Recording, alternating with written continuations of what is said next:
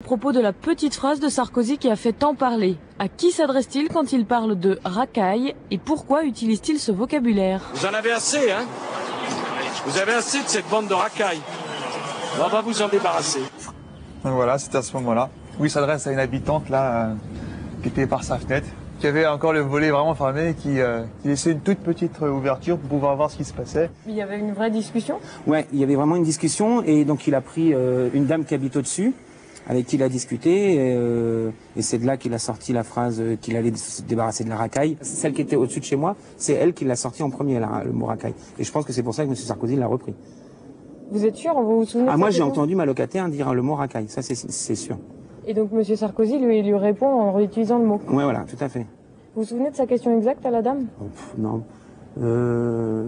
Je crois que c'était même pas une question tournée en forme de question. C'était du genre, on en a marre de la racaille, qu'est-ce que vous allez faire pour la racaille?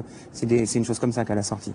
Et M. Sarkozy a dit qu'il allait justement nous débarrasser de la racaille sur Argenteuil.